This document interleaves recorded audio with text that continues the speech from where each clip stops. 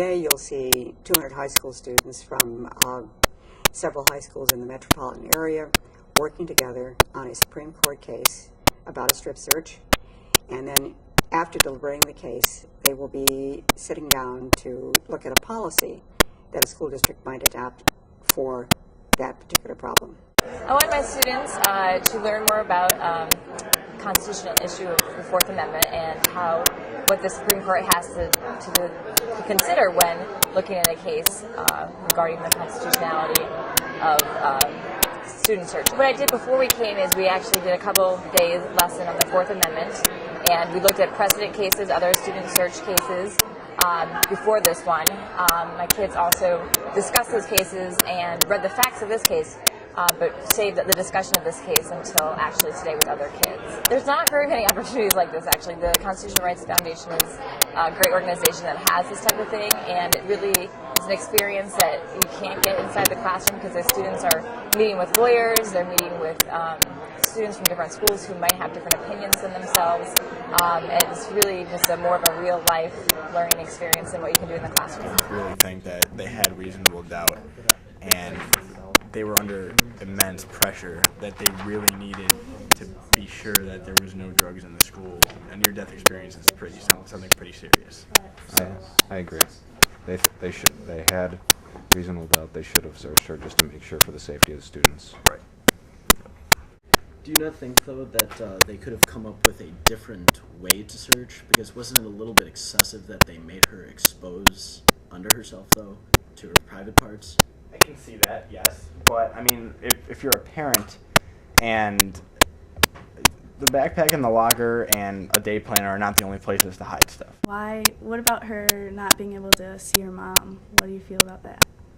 You're in school. You don't necessarily have to be, your parents don't necessarily have to be contacted.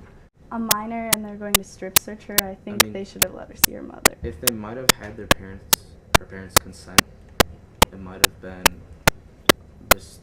The parents would have never consented to something like that. But the parents are the ones that filed the suit, right? So They never would have consented to something like that. And, I mean, you can't rely on the parents consenting to something like that. No parent in their right mind will consent to their daughter being strip searched. And, I mean, in a school, the teacher is your parent. It reminds me of the Supreme Court argument, and it took the one woman on the Supreme Court, Ruth Bader Ginsburg, to say, you don't know what it feels like for a 13-year-old girl to be strip searched. Welcome to the Town Hall meeting.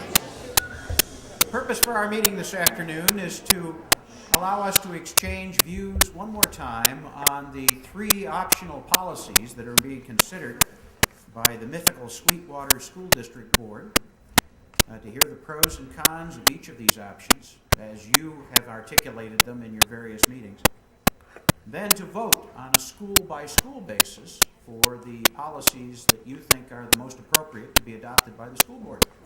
And then we will have a report on the vote, and we'll tally the results.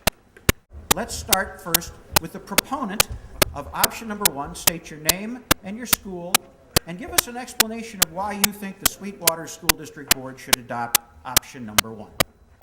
I'm Laura. I'm from Francis Parker School, and this doesn't really surprise me because option 1 is taking the individual liberties of the students much more strongly than it is the general safety of the school, which is oftentimes not a particularly popular opinion. But I think that option 1 is really the best case because, especially in high schools and middle schools, and I doubt this would be a problem in lower schools, but what you need to take into account is the individual welfare of the students, and that strip searches are not only have a chance of being unreasonable, they can be completely detrimental to the students' well-being, to their psyche, to their emotional capacity in school. I mean, in the case we looked at, the girl Savannah Redding was pulled out of school and homeschooled after this incident because the strip search was so emotionally scarring. And I think there are other ways that the school can ensure the safety of their students, and that strip searching is not the only way, and it's in many cases not the best way. So you're in favor of outlawing strip searches in the school as a matter of policy, regardless of the circumstances? Yes. Good. Thank you. Well stated. Don't go away. You're going to have to defend that in just a minute, because there are more of them over here. First person opposed to option 3. Your name and your school, please. My name is Sanyasha, and I'm from King College Prep. And I don't really agree with the fact that students can get strip searched for reasonable suspicion. I feel that it should be moved up to probable cause, because reasonable suspicion can only go on of what the principal or person knows. They don't really understand, who's doing what. They're just going off of hearsay. So I feel that that doesn't really protect the student in a sense, because everybody can point the blame at These are somebody not else. simple issues. These are issues of policy on which there are both pros and cons. I think they will leave today with a better understanding of the complexity of the issues and of the public policies that underlie the facts that were presented in this particular case.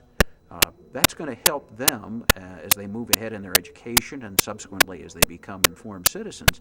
I think that it was a great experience because I plan to take law as my future major, and I'm a senior in high school. So I think this is a great help. So I know how a deliberation works now, and how it works, and now I know how a court looks like. So I think it's a great experience, and I think that other law students should try for this opportunity. And I think I'm pretty lucky to get here. What I got most out of my experience was seeing other people's point of views, especially from other schools, and they're in other areas, not just in city schools. And I like the fact that they all put forth their opinion. No one was afraid to speak about anything, and it was enlightening. Just that even in my local community, when there are policies that I hear of, I can get involved. If I don't like something, I know how to change it, I know why to change it. I can be involved in even when I go back to my school, I fully intend on looking at my handbook, kind of sorting truth and looking at what I feel is fair, what isn't fair. And just the fact that I now have a lot more insight on how the process works, I can be more involved in processes in the future.